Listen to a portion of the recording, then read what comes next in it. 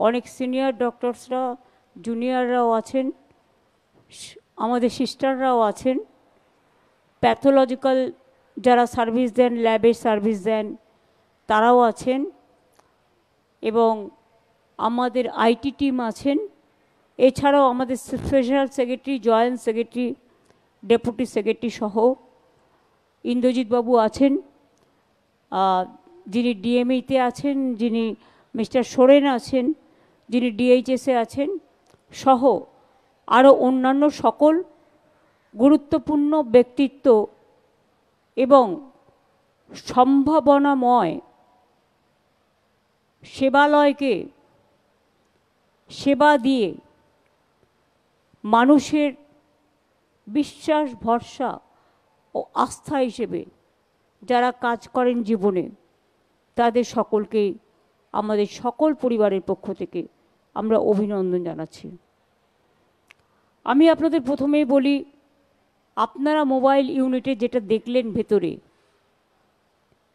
এই টাকাটা আমাদের যে রাজ্যসভা এমপি আছে, আমি তাদের থেকে বছরে রাজ্যসভার এমপিদের টাকাটা নিজেরা প্ল্যান করে খরচ করি, যেটা ওরা ইন্ডিভিজুয়াল করে না। ফলে এর আগেও প্রায় 300 অ্যাম্বুলেন্স আমি করে দিয়েছিলাম। অনেক জায়গায় পুলিশকে সিসিটিভি থেকে শুরু করে, টাওয়ার থেকে শুরু করে অনেক কিছু করে দেওয়া হয়েছে, ওয়াচ টাওয়ার থেকে।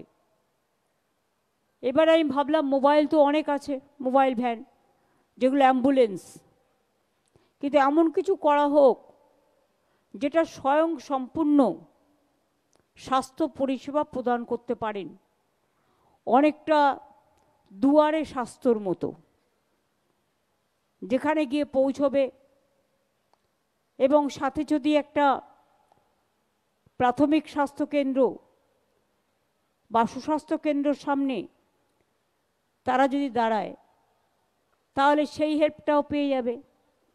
ইভেন যারা থাকবে তাদেরও তো একটু ওয়াশরুমে যাওয়ার প্রয়োজন আছে, একটু খাওয়া দাওয়ার প্রয়োজন আছে, সুতরাং এটা ওদের অ্যাডিশনাল হেল্প হবে।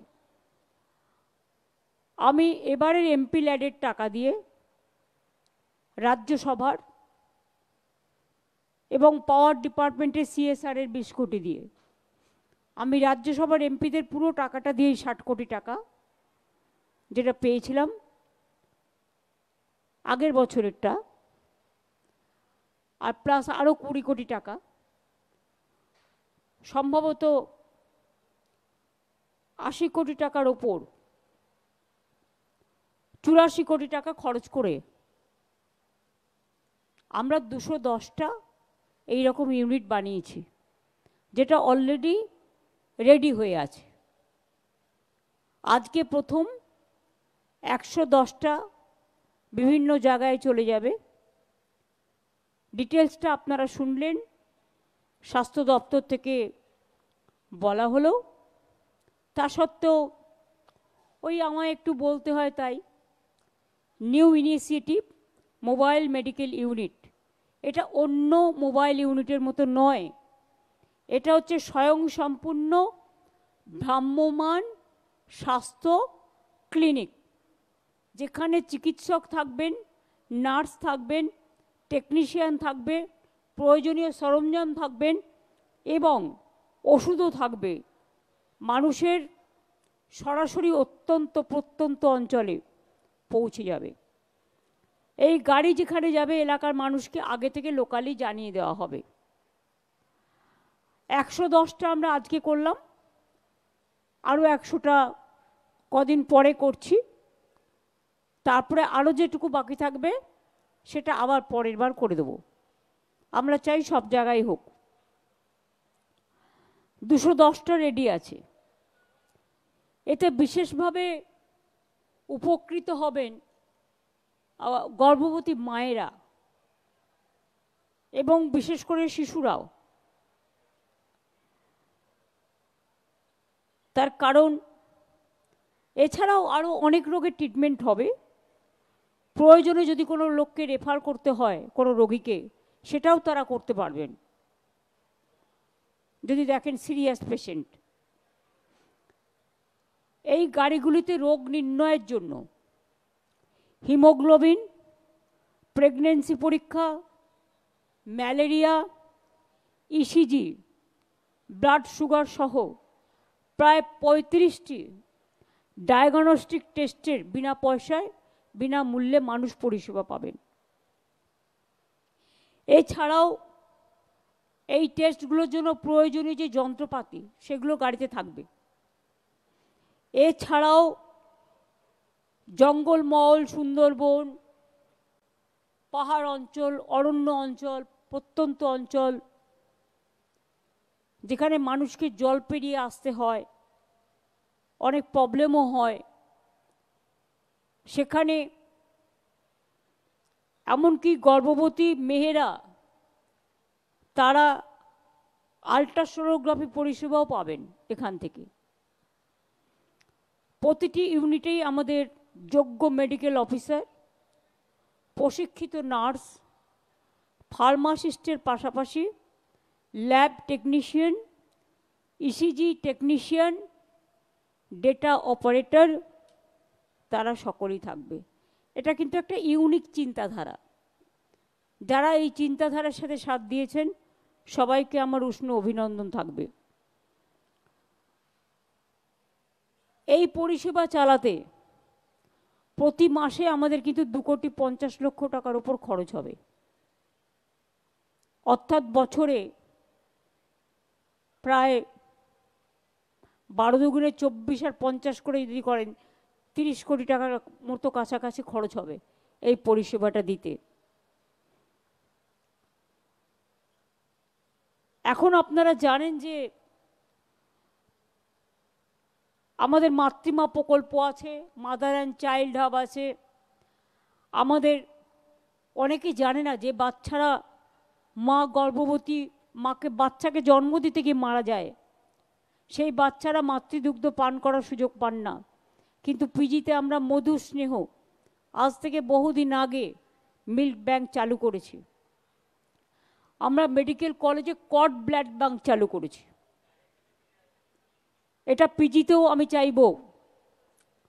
অনন্য যে নতুন বিল্ডিংটা হয়েছে প্রাইভেটদের জন্য, এটা কাজে লাগাবার জন্য আমি নারায়ণকে বলবো পিজিতেও এটা যাতে এক্সপেরিমেন্ট করতে পারে। কারণ মেডিকেলে যেটা করে দিয়েছি অনেক দিন সময় হয়ে গেছে, কিন্তু এখনও কার্যকরী কেন হয়নি আমি জানি না।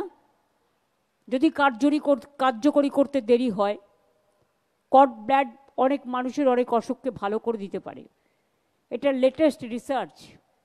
কেন আপনারা কাজে লাগাচ্ছেন? আমি মেডিকেল কলেজ যারা দায়িত্বে আছেন তাদের রিকোয়েস্ট করব, 100 বেডের তো করে দিয়েছি অনেক দিন আগে, 7-8 বছর হয়ে গেল। নিশ্চয়ই কারো না কারো দায়িত্বে অবহেলা আছে, যার জন্য এটা সঠিক সময়ে কাজে লাগানো এখনো হয়নি। আমি দুঃখিত এর জন্য। আমি রিকোয়েস্ট করব কাজটা মেডিকেল কলেজে যিনি দায়িত্বে আছেন, সুপার প্রিন্সিপাল বা আমাদের ভাই বোনেরা যারা আছেন কাজকর্ম করেন সারাক্ষণ, তারা সবাই মিলে কাজটা তাড়াতাড়ি করবেন। আপনারা জানেন আমাদের সময় আগে 3,500 কোটি টাকা বামফ্রন্টের আমলে বাজেট ছিল স্বাস্থ্যে। আমাদের সময় এটা বেড়ে প্রায় 21,500 কোটি টাকা হয়েছে। এটা তো শুধু বাজেট বললাম, কিন্তু অন্যান্য খরচাও আছে। স্বাস্থ্যসাথী প্রকল্পে আমাদের 5 লক্ষ টাকা করে যে সুযোগ দেয়া হয়, তাতে বাংলায় 2,45,00,000 পরিবারের 8,72,00,000 মানুষ এই সুযোগটা পাচ্ছেন। আমার মনে আছে আমি যখন অপোজিশনে ছিলাম, একটা লোক কান্নাকাটি করতে করতে মরে যেত শুধু একটা হসপিটালে ভর্তি হওয়ার জন্য। একটা ভর্তি করার জায়গা ছিল না, কেউ শুনতো না কথা। তখন থেকে আমি ভেবেছিলাম গরিব মানুষ কেন বিনা পয়সায় চিকিৎসা পাবে না, এবং সেটাই কিন্তু আজকে সরকারি হসপিটালে হচ্ছে। এমনকি জেনারিক মেডিসিন সেন্ট্রাল গভর্নমেন্ট বড় বড় কথা বলছে, কিন্তু চালু করেছি তো আমরাই। প্রথম তো আমি সারপ্রাইজ ভিজিট দিতাম দোকানগুলোতে যে তারা জেনারিক মেডিসিন রাখছে কি রাখছে না। এটার দাম অনেক কম, গরিব মানুষ অনেক সুযোগ পায়। আপনারা জানেন প্রতিদিন স্বাস্থ্যসাথীর টাকাটা তো পুরো আমরা দিই বাংলা প্রতিদিন। তাছাড়াও 7,000 মানুষ প্রায় কোনো না কোনোভাবে প্রাইভেট নার্সিংহোমে উপকৃত হচ্ছেন। সম্পূর্ণ বিনামূল্যে 90 লক্ষ চিকিৎসা পরিষেবা প্রাইভেটেও পাচ্ছেন এই স্বাস্থ্যসাথী পাওয়ার ফলে। এখনও খরচ হয়েছে 13,000 কোটি টাকা তার জন্য। স্বাস্থ্য ইঙ্গিত 10,000 কেন্দ্রে, এটা কেউ মাথায় রাখে না স্বাস্থ্যটা যে কত বড় ব্যাপার। স্বাস্থ্য জীবনের বড় সম্পদ, টাকা পয়সা নয়।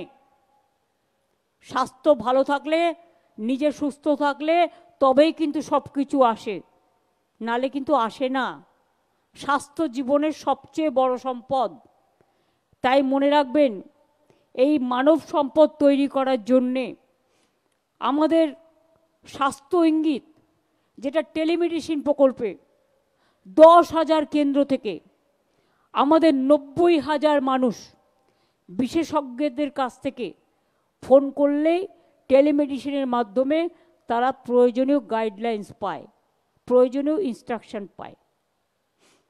আগে তো যখন আমরা ছোট ছিলাম দেখতাম ডাক্তাররা নাড়ি টিপে ওষুধ দিয়ে দিত, লাল জল নীল জল। এখন তো প্রত্যেকটা ব্যাপারে স্পেশালিটি। আঙুল কাটলেও বলবে ওইটার আলাদা টেস্ট করো, মাথা ফাটলে বলবে 10টা টেস্ট করো, বুকে ব্যথা হলে 15টা টেস্ট করো। এসব তো চলছেই, কিন্তু এগুলো সরকারি হাসপাতালে বিনা পয়সায় পায় বলে মানুষ বেঁচে যাচ্ছেন। প্রাইভেট হসপিটালকে দেখবার জন্য আমাদের ক্লিনিক্যাল এস্টাবলিশমেন্ট বোর্ড কমিশন আছে এবং তারা অনেকটা কাজ করছেন, তাতে অনেকটা কন্ট্রোলও হয়েছে। কিন্তু এখনও কেউ কেউ আছে স্বাস্থ্যসাথী নিয়ে গেলে নিতে চায় না। যে নিতে না চাইবে তার তো লাইসেন্স থাকার প্রয়োজন নেই। এখানে আমি খুব রাফ অ্যান্ড টাফ, আপনাকে ইন্স্যুরেন্সের টাকাটা পুরো স্টেট গভর্নমেন্ট দিচ্ছে, তো আপনার ওখানে একটা মানুষ সেবা করার জন্য যখন পাবার জন্য যাচ্ছে, সবাই নয় কেউ কেউ করে, আপনারাও তো ব্যবসা করছেন, আর এটা বিনামূল্যে দিচ্ছেন না, টাকাটা নিয়ে দিচ্ছেন, টাকাটা পাচ্ছেন। তাহলে কেন বলছেন? আমাকে যেমন সেদিন একজন কমপ্লেন করলেন, বারাসাতে কোনো একটা প্রাইভেট হসপিটালে গেছেন, হার্টের প্রবলেম, বলছে স্বাস্থ্যসাথী থেকে 2 লক্ষ টাকা আমরা দিতে পারবো, কিন্তু বাদবাকিটা আপনাদের ক্যাশে দিতে হবে। কেন? 5 লক্ষ টাকা পর্যন্ত তার স্বাস্থ্যসাথী অ্যালাউড আছে। আমি সঙ্গে সঙ্গে নারায়ণকে ফোন করে বলেছিলাম শোকস করো আর তার লাইসেন্স ক্যান্সেল করে দাও। অন্যায় তো কারোর সাথে করা উচিত নয়। কেউ অন্যায় করুক এটা আমি চাই না, কারোর সাথে অন্যায় হোক এটা আমি চাই না। তারাও অনেক সেবা দেয়, অনেকে আছে খুব ভালো সেবাও দেয়, সবাই তো সমান নয়। কিন্তু তা সত্ত্বেও যেখানে সে 5 লক্ষ পায়, আপনি কেন বলছেন 2 লক্ষ পর্যন্ত এর থেকে আমি নিয়ে নেবো, বাদ বাকিটা আপনাকে ক্যাশে দিতে হবে? ক্যাশটা তার কাছে যদি না থাকে সে কি কোথা থেকে দেবে? জীবনটাকে শেষ করে দেবে? এইটুকু বুঝবার ক্ষমতা আশা করি সকলের থাকা উচিত। কারণ স্বাস্থ্যটা কিন্তু মানবিকতা, এটা মানবিক সম্পদ। শিক্ষা যেমন মানবিক সম্পদ, স্বাস্থ্যও কিন্তু মানবিক সম্পদ। এটা যারা করছেন তাদের কাছে আমরা অনুরোধ থাকবে এটা না করার জন্য। আমি স্বাস্থ্য ইঙ্গিত বলছিলাম, আমাদের চিকিৎসকরা এত সুন্দর গাইডেন্স দিয়েছেন যে প্রায় 6,90,00,000 মানুষ এই টেলিমেডিসিনের সাহায্যে তারা উপকৃত হয়েছে। আমার একটা দুঃখ আছে জানেন তো, আমাদের এখানে মিডিয়াগুলো এখন ব্যস্ত ম্যাক্সিমাম নেগেটিভ আর ন্যারেটিভ করবার জন্য। কোনটা খারাপ, কোথায় আরশোলা ঢুকলো সেটা নিয়ে খবর করবে। কিন্তু এই যে লোকগুলো সকাল থেকে রাত পরিষেবা দিয়ে যাচ্ছে, এটা একবারও বলবে না। কেউ যে একেবারে বলে না তা নয়, বরঞ্চ উল্টো পাল্টা বলে। আমি তো নারায়ণকে রোজ বলি তোমার একটা লোক থাকা উচিত ফেস টাইম আর ওই এই ফেসবুক আর দেখার জন্য, টুইটার আর ইনস্টাগ্রাম, যা মিথ্যে কথা লেখে, যা বাজে বাজে কথা লেখে, যা নির্লজ্জ কথাবার্তা লেখে, আজকালকার দিনে সোশ্যাল নেটে সঙ্গে সঙ্গে কাউন্টার করা উচিত। বেশি কথা লেখার দরকার নেই, 4টে কথায় সবাইকে কাউন্টার করার দরকার নেই, কিছু লোককে ইগনোর করুন যারা টাকা নিয়ে করে। তারা আবার অন্য লোকের কাছে আইডেন্টিটি জানতে চায়, তাদের কোনো অধিকারই নেই। টিআরপি পায়, টাকা পায়, তার বিনিময়ে করে। সে একটা মিথ্যে কথা বলে বাংলার বদনাম করবে, আমি ছেড়ে দেবো? দিল্লির একটা ছবি, ওই বস্তিগুলোতে যখন সব তাড়িয়ে দিয়েছিল, নিয়ে দেখাচ্ছে নিউ টাউনের ছবি, ছেড়ে দেবো? এটা তো ছেড়ে দেওয়া যায় না। শুনুন, রামকৃষ্ণ পরমহংসদেব বলেছিলেন, তুমি কামড়াবে না, কিন্তু তুমি ফোঁস করবে। সব ছাড়া যায় না, 90% ছাড়লেও 10% তো ছাড়া যাবে না। যেখানে সম্মান ধুল্লব লুণ্ঠিত হয়, কলঙ্কিত হয়, কেন? শুধু একতরফা কুৎসা রটনা করা, অপপ্রচার করা, এটা আমার গায়ে লাগে। তার কারণ যে মানুষগুলো কাজ করে তাদের কথা তারা ভুলে গেছেন। আমি ডাক্তার নই, পরিষেবাটা আমি দিই না, আমি বড়জোর তাদের সাহায্য করতে পারি, তাদের কি কি প্রয়োজন যতটা অর্থে কুলোয় দেখতে পারি, কিন্তু কাজটা তারা করেন, কৃতিত্বটা তাদের দিন। শুধু নেগেটিভ আর ন্যারেটিভ এটা করলে জীবন চলে না। চোখের আলো প্রকল্প, আমায় বললো নামটা কী হবে, আমি বললাম চোখের আলো। কত মানুষ আছে আপনারা জানেন গ্রামে গঞ্জে একটা চশমা কিনতে পারে না? চোখের ছানি কাটাতে গেলে এক একটা জায়গায় আবার 1 লক্ষ টাকা নেয় একটা চোখে, দুটো চোখে 2 লক্ষ নেয়। তারা কেন স্বাস্থ্যসাথী পাবে? এর থেকে ভালো গভর্নমেন্ট হসপিটালে আই ডিপার্টমেন্ট, মেডিকেলে তো ভালো আছে। আমি এসএসকেএমকেও বলেছি আই ডিপার্টমেন্ট ভালো করে করতে, অন্যান্যরাও যারা এনআরএস আরজি কর থেকে শুরু করে যারা আছেন তারাও ভালো করে করুন। আমাদের এখানে আমরা সেই জন্য চালু করলাম চোখের আলো প্রকল্প। যখন আমি চশমাটা পরিয়ে দিই এত খুশি হন তারা, এবং আমি জিজ্ঞেস করি কি দেখতে ভাল লাগছে, বলে হ্যাঁ একদম দেখতে পাচ্ছি। এইটুকু শুনতে খুব ভাল লাগে, কিন্তু এর জন্য আপনাদের কাজ করতে হয়। এর জন্যে বিনামূল্যে 26 লক্ষ লোকের ছানি অপারেশন করেছেন আপনারা, বিনামূল্যে। যারা 1 লক্ষ টাকা নেন তাদের উদ্দেশ্যে বলি, শুনে রাখুন, বিনামূল্যে। এবং 34 লক্ষ বিনামূল্যে চশমা আমরা ইতিমধ্যেই বিতরণ করেছি, এবং তাতে খরচা হয়েছে 181 কোটি টাকা। যারা স্বাস্থ্য নিয়ে কুস্বাস্থ্যকর মন্তব্য করে, অস্বাস্থ্যকর মন্তব্য করেন, বিভ্রান্তমূলক মন্তব্য করেন, তাদের আমি বলি একটু এগুলো দেখুন। সারাক্ষণ ব্রেনটাই নেগেটিভ করবেন না, ব্রেনটাই পচে যাবে। ভালো চিন্তা করলে ব্রেনটা ভালো থাকে। ব্রেনে আমাদের অজস্র সেল আছে, আজ পর্যন্ত কেউ আবিষ্কার করতে পারেনি মোট কত সেল আছে। সুতরাং খারাপ কথা চিন্তা করলে ব্রেন ড্যামেজ হয়। ব্রেন ড্যামেজ না করে ব্রেনটাকে ভালো করে ম্যানেজ করুন, ভালো কথা চিন্তা করে, সুস্থ জীবন পালন করে। শিশু সাথী প্রকল্প, আমায় যখন জিজ্ঞেস করলো শিশু সাথী বিনামূল্যে হার্ট চিকিৎসা করবো আমরা, আমি খুব ভালো প্রস্তাব, নামটা কী হবে? আমি বললাম শিশু সাথী, শিশুদের বন্ধু। চিকিৎসকরা তখন শিশুদের বন্ধু হয়ে যায়, যারা পেডিয়াট্রিকে আছেন বা অন্যান্যতে আছেন। শিশু সাথী প্রকল্পে আপনারা শুনলে খুশি হবেন, 64,000 ছোট ছোট ছেলে মেয়েকে বিনা পয়সায় আমরা হার্ট অপারেশন করে দিয়েছি।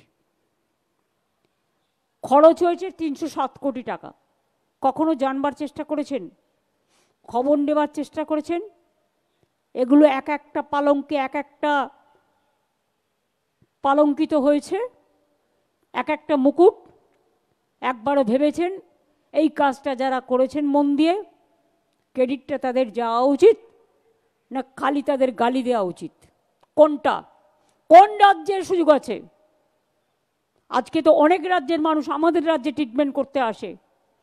মানবিকতার স্বার্থে ট্রিটমেন্ট থেকে কাউকে বাদ দেওয়া যায় না, আমরা করি। শুধু বলি রাজ্যের নামটা লিখে রাখতে, কারণ আমাদের কত খরচা হচ্ছে, বাইরের জন্য কত, রাজ্যের জন্য কত, সেটা আমাদের নজর রাখতে হয়, অডিট রাখতে হয়। সেই জন্য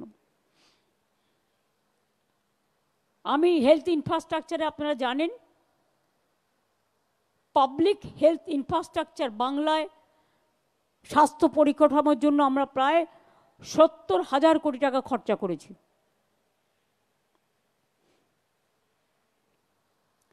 14টি নতুন সরকারি মেডিকেল কলেজ, অনেক প্রাইভেটও হয়েছে। 42টা সুপার স্পেশালিটি হসপিটাল, এগুলো আমাদের সময় হয়েছে। 13,500টির বেশি সুস্বাস্থ্য কেন্দ্র, আরও প্রায় 12,000 মনে হয় প্রসেসে আছে। 76টি সিসিইউ, আগে তো জেলায় সিসিইউ থাকতো না, এইচডিইউ থাকতো না, আইসিসিইউ যেগুলোকে আমরা কলকাতায় বলি। 76টি সিসিইউ, 3টি এইচডিইউ, 17টি মাদার অ্যান্ড চাইল্ড হাব, 13টি মাদার অ্যান্ড ওয়েটিং হার্ট, 117টি ন্যায্য মূল্যের ওষুধের দোকান এবং 158টি বিনামূল্যে রোগ নির্ণয় কেন্দ্র সবই করা হয়েছে। সরকারি হাসপাতালে বেড বেড়েছে প্রায় 40,000। আমি একটা কথা নিশ্চয়ই বলবো, কেন ইনস্টিটিউশন ডেলিভারি আমাদের বেড়েছে জানেন? আমাদের সময় আমরা ছিলাম হোম ডেলিভারি। আর যদি আমায় কেউ বলে তুমি গ্রামে সার্টিফিকেট নিয়ে এসো বাবা মার, তোমার আমি পারবো না, মিথ্যে কথা কেন বলবো? তার কারণ আমরা জন্মেছিলাম গ্রামের মাটির ঘরে, জন্মে অবশ্যই এখানে সঙ্গে সঙ্গে চলে আসতে বাধ্য হয়েছিলাম বাবার কাজের জন্য। কিন্তু কজন তখন ইনস্টিটিউশন ডেলিভারি হতে হতো? কজন কলকাতায় থাকতো? কটা মেডিকেল কলেজ ছিল? কটা হসপিটাল ছিল? কটা জায়গায় ইনস্টিটিউশন ডেলিভারি ছিল? গায়ে গায়ে মানে গ্রামের দিকে বলা হতো ধাত্রীমা, তাই তো এরকম কিছু একটা ওয়ার্ড ইউজ করা হতো। তারা বাচ্চাদের জন্ম দেওয়াতো, তো আসবে থেকে এডুকেশন সার্টিফিকেটটাই আমাদের ডেট অফ বার্থ, সবারই তাই, 99% লোকের। সেজন্য অনেক সময় ডেট অফ বার্থ এদিক ওদিক হয়েও যায়, কিছু করার নেই, যেটা চলে আসছে সেটাকেই আপনাকে মেনে নিতে হবে।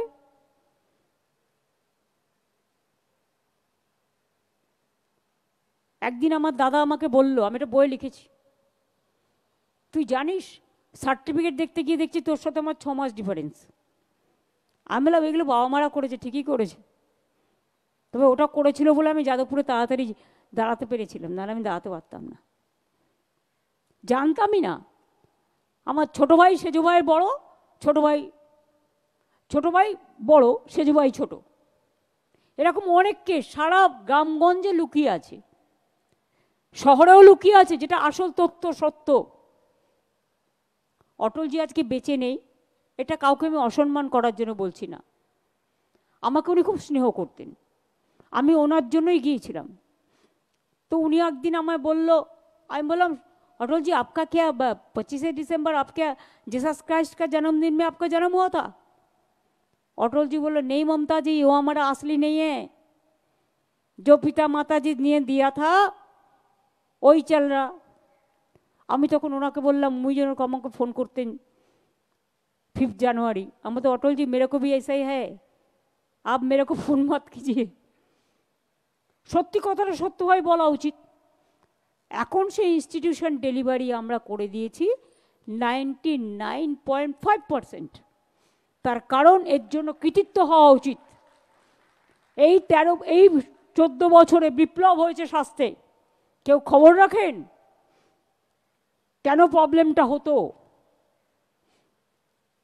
সুন্দরবনে যে থাকে একটা দ্বীপে, জঙ্গলে যে থাকে একটা প্রত্যন্ত অঞ্চলে, অত্যন্ত প্রত্যন্ত অঞ্চলে, তাদের জন্য কি করা হয় বলুন তো? এখন মাদার ওয়েটিং হার্ট করা হয়। গর্ভবতী মা যখন বাচ্চা জন্ম দেবে তার কিছুদিন আগে চিকিৎসক যখন মনে করেন হসপিটালের পাশে মাদার ওয়েটিং হার্ট তৈরি করা হয়, সেখানে তাকে নিয়ে আসে এবং হসপিটাল তার দেখাশোনা করে, এবং যখন বাচ্চা সময় হয় হসপিটালের সঙ্গে সঙ্গে শিফট করে দেয়। বুঝলেন কিছু? বুদ্ধিটা মাথায়, বুদ্ধিবৃক্ষ তৈরি হয়েছে কারো কারো? শুধু বিদ্যা থাকলেই মেধা হয় না, সেই মেধাই আসল মেধা, যে মানুষ তৈরি করে। সেই মেধাই আসল মেধা, যে মানুষকে সেবা দেয়। সেই মেধাই আসল মেধা, যে সমাজ তৈরি করে। সেই মেধাই আসল মেধা, যে থাকে মাটির ঘরে আর যারা অনেক সৃষ্টি করে। আজকে আমরা যারাই কলকাতায় আছি, কারো না কারো বাড়ি একসময় একটা গ্রামে আছে। এই কথাটা আমায় বলেছিলেন সুব্রত দা, আজকে বেঁচে নেই। উনি মজার মজার কথা বলতেন। উনি একদিন আমাকে বললেন, জানিস তো মমতা একটা কথা বলি? আমি হ্যাঁ বলো না, বলুন না। আমি খুব শ্রদ্ধা করতাম ওনাকে, আমাকে খুব ভালোবাসতেন ছোটবেলা থেকে। আমাকে বললো, জানিস তো আমরা যারা কলকাতায় থাকি এখন, আমাদের ম্যাক্সিমাম লোকেদের কিন্তু একটা করে গ্রাম আছে। গ্রামে কেউ থাকুক বা না থাকুক, আমাদের কিন্তু একটা গ্রামের বাড়ি ছিল রে। অজিতদার জন্ম কোথায়? বর্ধমানে, অজিত পাজা। সুব্রতদারও জন্ম বর্ধমানে, আমার যেমন বীরভূমে। হ্যাঁ বলতে পারেন একদিনের মধ্যে আমাকে নিয়ে চলে এসছে, I am brought up from Kolkata. কিন্তু আমি তো গ্রামটাকে ভুলতে পারিনি। প্রতি বছর যেতাম। আগে পরীক্ষা তো নভেম্বর ডিসেম্বর মাসে, মনে আছে আপনাদের ছোটবেলায়? ধান কাটার মরশুমে নবান্ন থেকে শুরু করে, ধান কাটা থেকে শুরু করে, মাছ ধরা থেকে শুরু করে, আখের বাগান থেকে আখ কাটা থেকে শুরু করে, ছোলার বাগান থেকে ছোলা তোলা থেকে শুরু করে, কোনটা করিনি? ধান পুঁততেও জানি, ধান কাটতেও জানি। এটা নিয়ে ক্রেডিট নেওয়ার কিচ্ছু নেই, কারণ গ্রামে যাবার সুযোগ হয়েছিল বলে। অনেকে জমির আলের ওপর দিয়ে যেতে পারবেন না অভ্যাস না থাকলে। আমি কিন্তু জমির আল দিয়ে পুরো চলে যাব। তার কারণ হচ্ছে আমি গ্রামটা ছোটবেলায় ক্লাস 9 পর্যন্ত রেগুলার ইয়ারলি যেতাম, কাজেই খুব সামনে থেকে দেখার সুযোগ হয়েছে। এর জন্য আমি গর্ববোধ করি। আপনারা অনেকেই হয়তো জানেন না, গ্রামের দিকে আগে ধরুন কেউ একটা চুড়িওয়ালা চুড়ি বেচতে এলো, শাড়িওয়ালা শাড়ি বেচতে এলো, তখন টাকা না দিলেও চলতো। যা দাম তার পরিবর্তে ধান দিয়ে দিত, সেটার বিনিময়ে জিনিসটা পেয়ে যেত। আমরা নিজেরাই ধান কুড়াতাম যখন চাষিরা ধান কাটতো। কেন জানেন? ওই ধানটা জমাতাম। ওই ধানটা জমিয়ে তেলে ভাজা বিক্রি করতে আসতো। আর আমরা সকালবেলায় কৃষকদের সাথে বেরিয়ে যেতাম, মজা লাগতো। পুকুর পাড়ে বসে যখন ওরা ভাত খেত, আমরা তখন মুড়ি নিয়ে যেতাম, পুরো মামা মাইমা দিয়ে দিত। আর আমরা ওখান থেকে ওদের কাছে ধান দিয়ে, ওই তো কুড়িয়ে ধানগুলো পাওয়া দিয়ে আমরা তেলে ভাজা কিনতাম, কিনে তেলে ভাজা মুড়ি খেতাম। এগুলো নতুনত্ব। আমায় যখন নবান্ন নতুন করে তৈরি হলো জিজ্ঞেস করলো, তখন চিফ সেক্রেটারি ছিলেন সম্ভবত সঞ্জয় মিত্র, 13তে। আমায় জিজ্ঞেস করলো ভবনটার নাম কি হবে? আমি বলে কি আবার হবে? নতুন ধান মানে হচ্ছে নতুন, নবান্ন। নতুন ধান দিয়ে গ্রামে গঞ্জে নবান্ন আমি করেছি। এবারেও আমি বাড়িতে নবান্ন করব ঠিক করেছি। তার কারণ গ্রামের বাড়িতে হয়, এখানে তো হয় না। নতুন ধান দিয়ে পালো করে, নতুন ধান দিয়ে গুড় দিয়ে মিশিয়ে নানা রকম ভাবে নবান্ন পালন করে। তো আমরা আমাদের প্রাচীন উৎসবকে, আমাদের অরিজিনাল উৎসবকে ভুলে যাব কেন? উৎসবই তো আমাদের প্রাণ, আমাদের প্রাণ শক্তি। উৎসবের দিনগুলোতে আপনারা কিন্তু ছুটি পান না।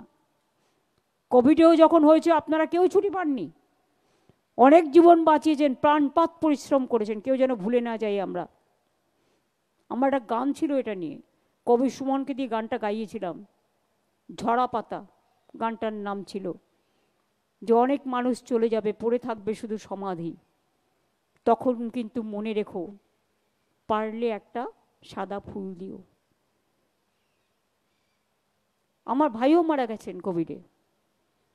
আমার অফিসে যে কাজ করতো আমার সাথে পুরো দিন ছিল, 30 বছর, সেও মারা গেছে। কোনো পরিবার আছে যারা অনেককেই হারিয়েছেন। তা সত্ত্বেও যে কাজটা আপনারা করেছেন, যদি আমি অ্যাপ্রিসিয়েট না করি সেটা ভুল হবে। ব্লাড ব্যাংকের সংখ্যা বেড়ে 58 থেকে 89 হয়েছে। Ayurvedic yoga neuropathy degree college hospital চালু করা হয়েছে বেলুড়ে।